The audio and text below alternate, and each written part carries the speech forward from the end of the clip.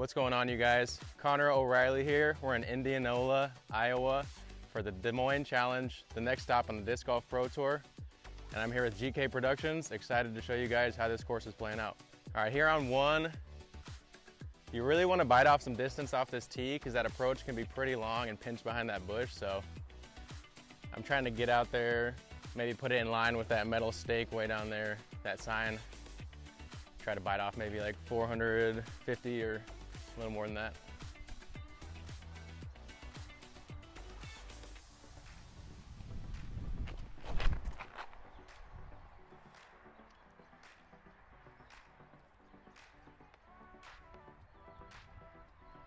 That'll play. Thanks, guys. All right, I got 425 to the tree behind the basket, and that's about 20, 25 feet long, so I got a 400-foot sidearm coming up. I really don't want to be behind that bush on the right, so I'm gonna hang it wide, try to get it on the left side of the green.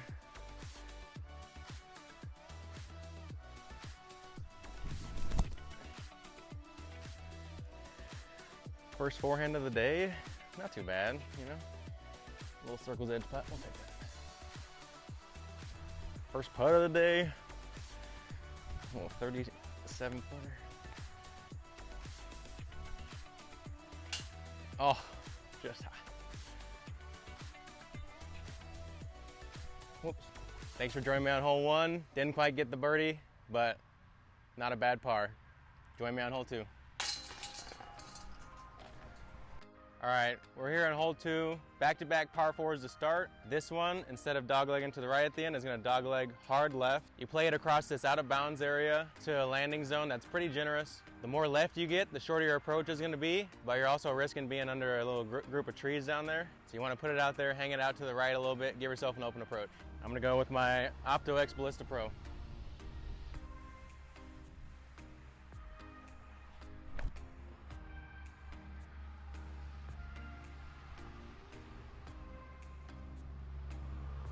Not quite as high on the hill as I'd like, but that should give me an approach.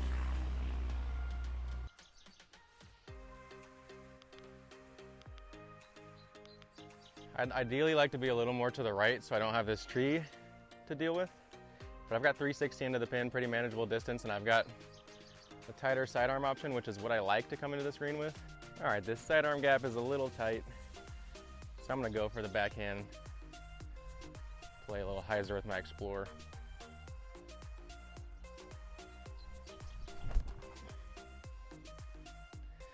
Maybe a little more height, but that should give me a look. Actually, that might be really good. All right, crept inside the circle for a look. Oh, squeaked it in.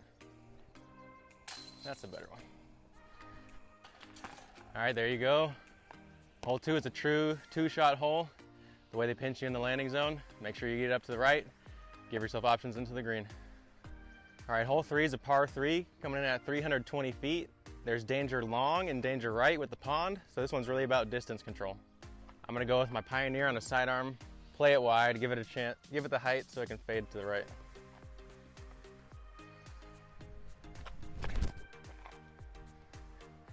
Feels a little deep out of my hand, but we'll see. We'll see if I found the water or not.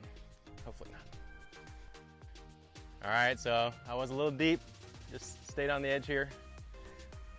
Give me another look.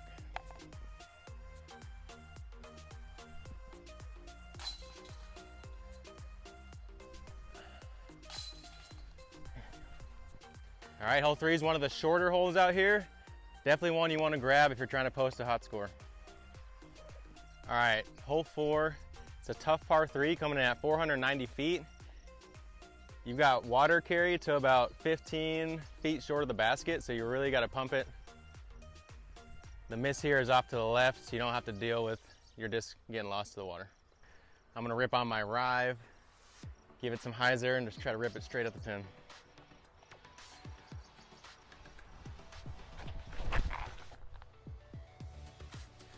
Ooh, that might have a chance, actually. Get in there. Oh, just cleared the edge. A little park jump.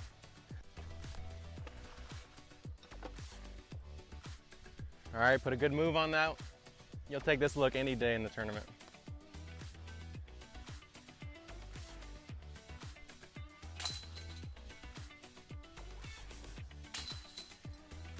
I'd guess this hole might play as one of the harder par threes out here, so if you can pick this up, you're looking good.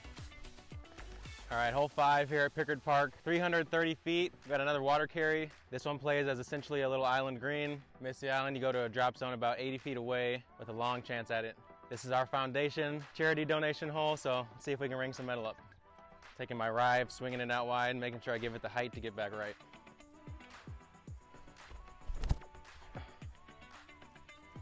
A little inside, but that's a good look.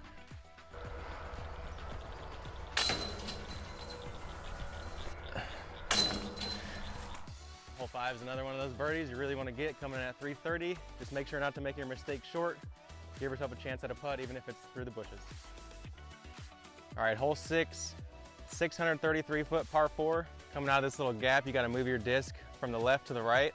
And you want to try to bite off as much distance as you can, but that out of bounds long kind of pinches you and makes you just chunk this hole in half, leave yourself about 300 coming in. I'm just going to throw a hyzer with my aim point kind of being that basket in the background. Make sure I give it the height to get back right.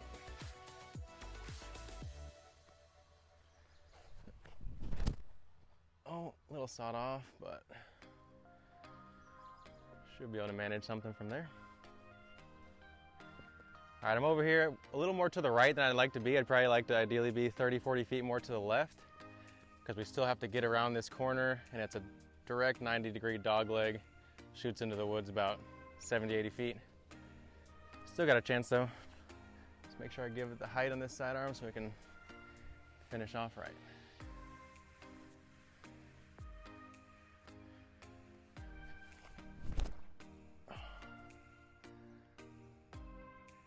That's a little wide, but should be a long putt from over there.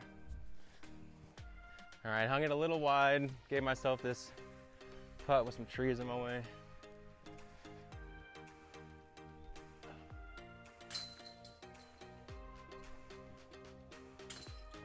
All right, there you go. I made the fatal mistake of being too far right off of that tee box, but fortunately I was able to give myself a chance.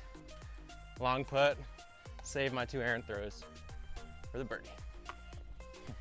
All right, here we are, hole 7. This is one of the more beautiful holes on the course. You've got an Octagon inbounds up there, full of mulch chips. You gotta land in there, otherwise you're taking a hazard penalty. We're teeing off this beautiful built-up surface. It's 300 to the short side of the Octagon, 345 to the pin. Playing into a little bit of a headwind today, so gonna have to really get on this sidearm. Hit it firm.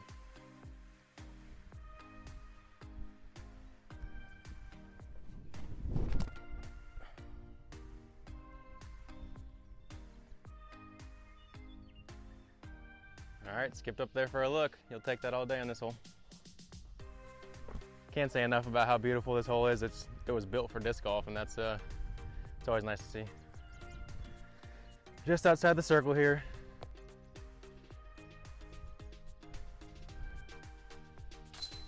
There we go. Just putting it up there, letting that right to left wind lift it up into the basket. Don't have to hit it with too much pace, just hit the angle right. Hole 8 is the second and last of our really long par 3s on this track. Right now we've got a tailwind set up, which is great for this hole. 540 feet, dead straight. Got an OB line on the left, has some long grass on the right, and a tree line that's gonna block your disc if you hang your disc out too wide. So you really gotta flip something up, get a nice laser flight. Going with my Ballista Pro.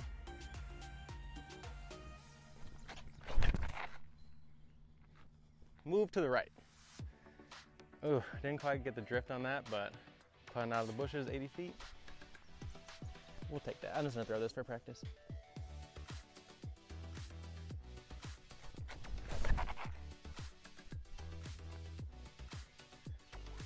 Oh, that's too wide. Oh, it's perfect actually. Okay, we're out here to have some fun and we're gonna give this a run. Didn't really mean to rhyme right there, but.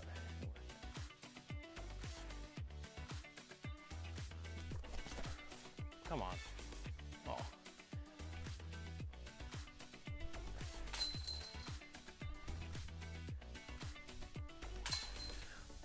Hole 8's one of the harder to get birdies out here. Really touchy angle, especially with how far it is and down the hill. Not too mad at a par here. All right, final hole of the front 9, hole 9. It's a very unique hole. It's effectively dead straight, but we have this little rise, steep rise right in front of us, and then it kind of tapers out to a more steady rise for the rest of the hole.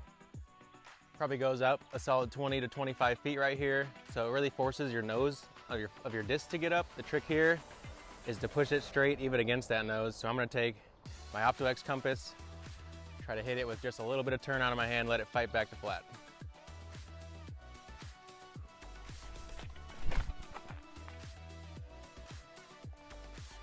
That's a little on the right, but that might actually be pretty good. It might actually be parked, I don't know. We'll see.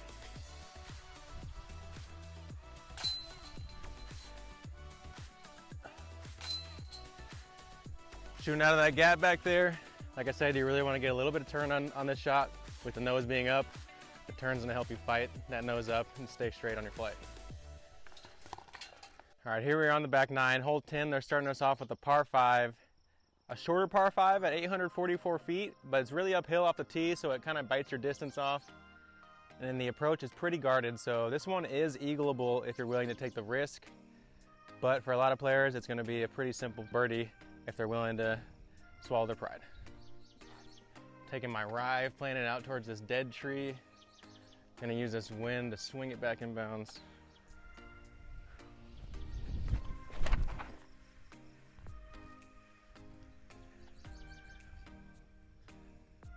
Oh, put a little too much trust on that and I just crept in bounds. All right, luckily I kicked off to the left off of this tree, just nicked it. Just in bounds here, I'm gonna take my meter. And from here, I'm just trying to get out in front of this next big oak tree, play it off to the left a little bit, give myself an easy window into the green. Go with my stiletto, just play some distance control, nice and smooth.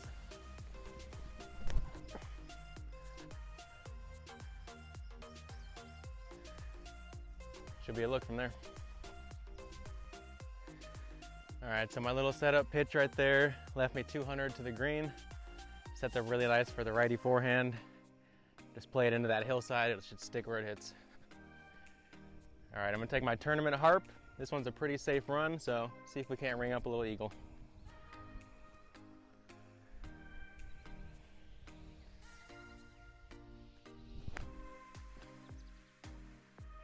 Just a little low, but there you go.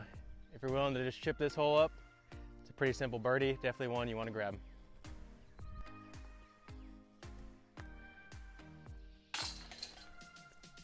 All right, there you have it. That's hole 10. All right, hole 11's a pretty unique par 4. It's tricky and it's going to be really hard to get your birdie. We're playing straight down this little drop off the tee, and then it's a 90-degree dogleg to the left with a mandatory to the right side over here on this dead tree. It really pinches your ability to get left and get any distance off this tee.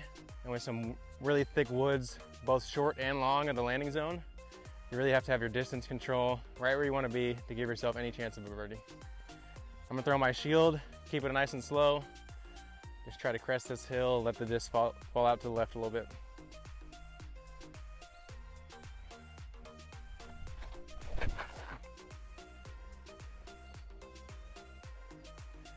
Feels like just what I want. It might be a hair long, but we'll find out. All right, I'm a hair long on this landing zone, but I'm down here with the chance to get through the gap. Still have about 450 feet to the pin. I'm gonna try to throw a little tight flex shot with my rive and see how far we can get it.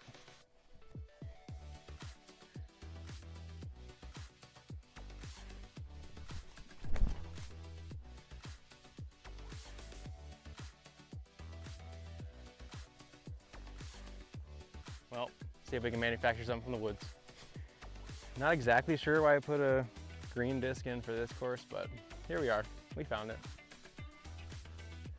Basket's just over this rise here. You can't really see it, but there's a big bushy tree on the right side and it's just down to the left side of the base of that. Probably got about 190 feet, 200 feet in.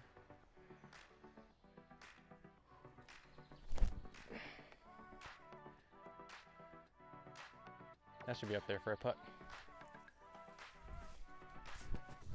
All right, left it a little short on this hillside. After looking at the tree back here, I thought the basket was short of that tree line, but it's really pretty even with that tree line. So you can really use this bushy tree in the back as a good distance gauge.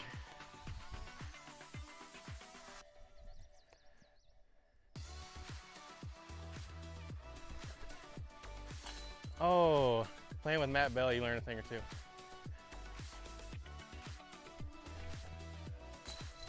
There we go. All right, hole 12. It's going to be our second shortest hole on the course. It's a par 3 coming through a double mandatory gap down this chute. We've got a rock wall right before the green that's going to do a great job of stopping every disc that doesn't have height control on it. Basket's tucked to the right a little bit. While it is short, you still got to hit your line here.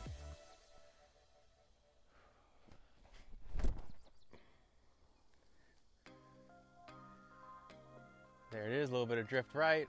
Take a putt from about 18 feet. Initially for me, I thought this was a sidearm hole, the way it shaped up, the way it finished. But really this rock wall does a good job of blocking everything that's coming in low, so you can't just slide it up. And that's why I'm opting for the backhand play, so I can keep my height, keep my disc up in the air with the glide of the backhand.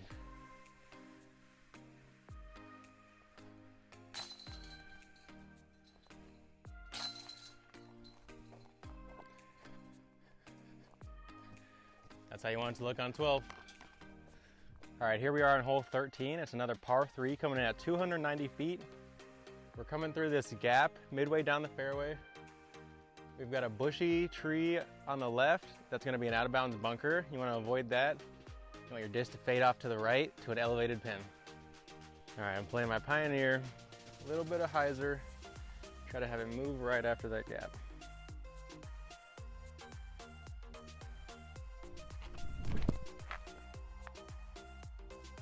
Ooh, a little bit wide. That should play on the left side of the green. This one has a little bit of an uphill nature to the tee box, so it can throw your timing off a little bit. Gotta be really careful, make sure you throw it smooth. Hung this one a touch wide, but with that wall of trees on the inside of the gap, I'd rather be a little wide than a little tight.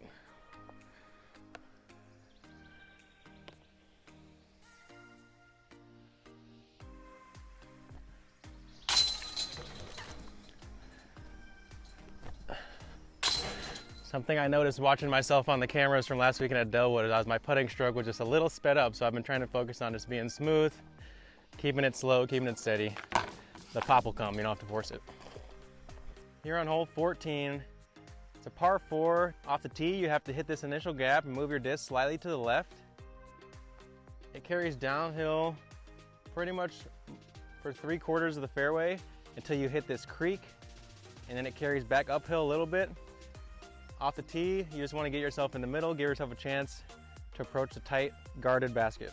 I'm going to take my Opto X compass, try to play it pretty flat, maybe a hint of hyzer, finish in the shortcut. The lower you can get, the more height you have on your approach. So that's a big thing here.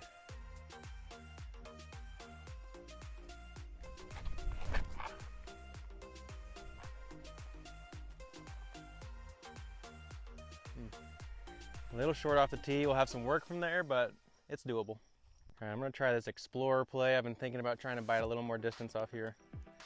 See if that's advantageous.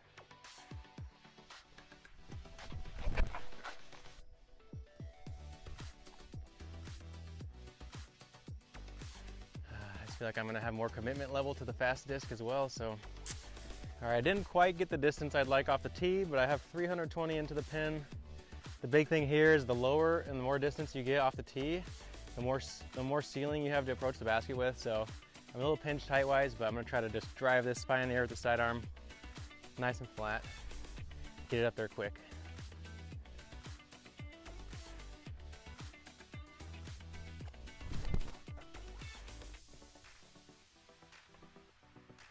Well, caught the trees, but take a stabber at it for a birdie. Here's where that Explorer ended up. Like I said, the farther you get on the tee box, the more height you have coming into the basket. So because of that, I'm debating on taking a faster disc, trying to get it way down here for an easy approach.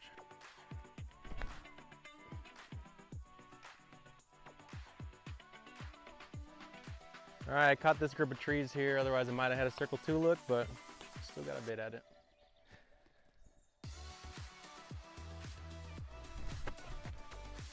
Come on. Oh, just short. Thanks, guys.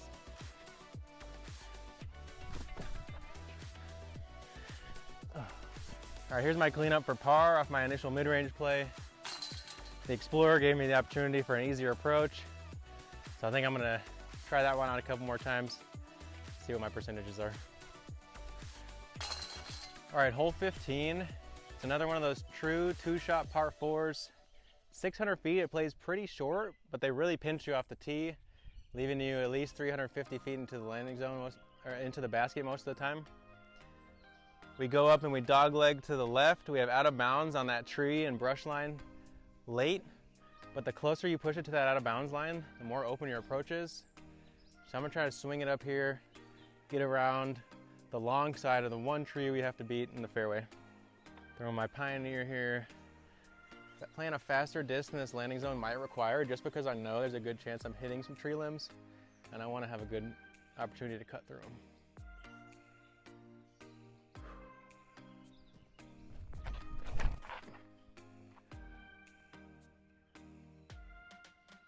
Oh yeah, great spot right there. All right, I got 350 into this green. Got a little slope tailing to the left side. I'm gonna try to play my mid-range, my compass, nice and firm, a little bit of hyzer. Try to have it match the hillside coming in.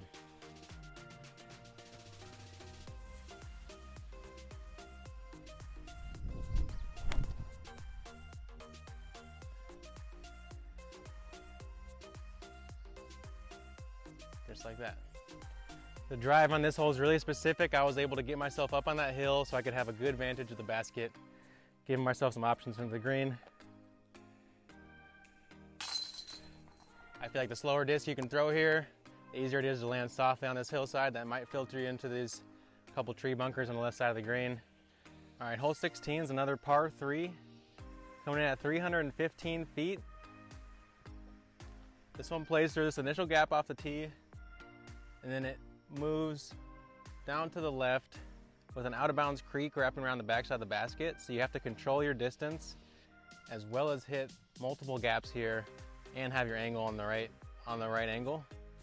So it's a technical little par 3. I'm gonna play the putter hyzer right at this tree in the middle that looks like it has 4 fingers on it. If I can beat that inside with a good amount of hyzer, it should give me a look at the basket. I'm gonna play my faith, little fan grip shot so I can control my spin. I don't want to overspin this disc and go into that creek. Make sure I hit some hyzer.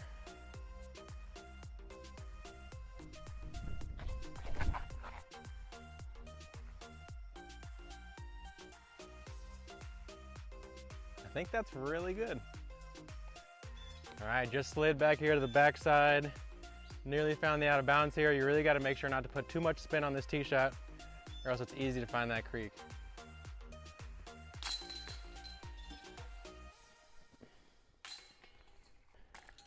Hole 16 is another one of those birdies you definitely want to give yourself a look at. All right, we're here on hole 17, shortest hole on the course. The true tunnel shot moves slightly to the left, 235 feet. You got 2 gaps to hit. If you hit both of them and finish straight, you're sure to be parked, maybe have a run on the chains. I'm gonna go with the backhand with a neutral stability putter, the Keystone, looking to get it to flip to flat off a little bit of hyzer release and carry as straight as I can get it. And also I'm gonna use the right side of this tee box, because if I'm on the left side over here, all of a sudden my gap is really tight and much more demanding. If I'm using the right side here, I can open it up and use as much of the gap as I get.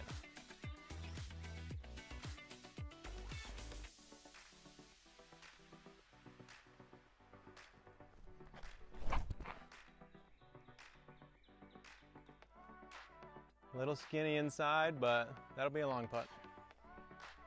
As much as any 235-foot hole on the Pro Tour might seem like a must-get, this one has some nuance to it. It's got tight gaps, a little bit of uphill nature to it. You still gotta earn this one. We got an outside look here.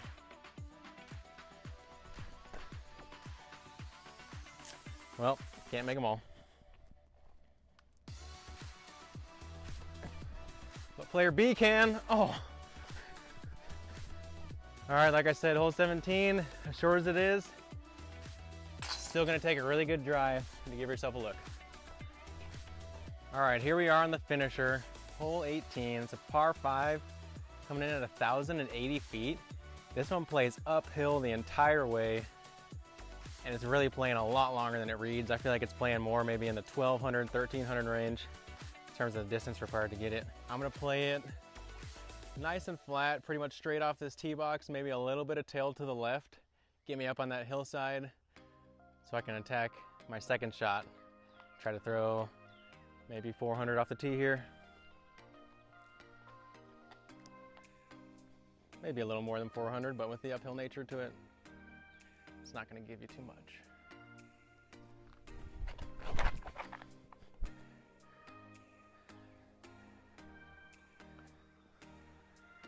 Yep, that's a good spot right there.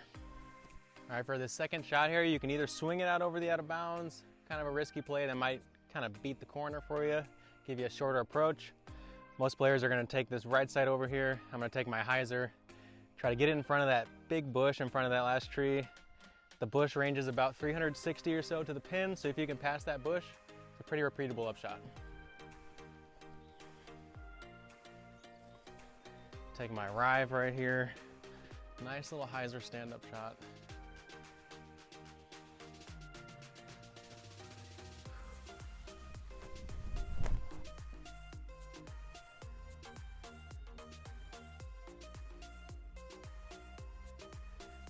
Crept just outside the tree line there. Should be a solid throw from there. All right, pushed this one a little bit too far to the right and caught some of this cabbage. Got about 330 into the pin. Out of bounds line wraps along the left side here as you approach and long. So I'm gonna make sure I give this sidearm the height, fade back to the pin. Kind of have a pinched run up here, gonna have to generate some power with not very much momentum.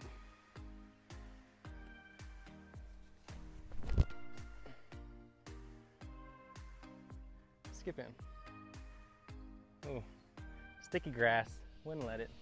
You'll take a birdie look any day on this hole.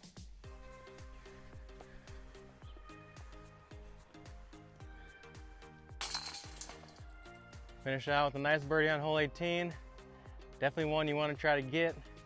Some guys are going to try to press for an eagle, but they're going to be hard pressed. A lot of work for that.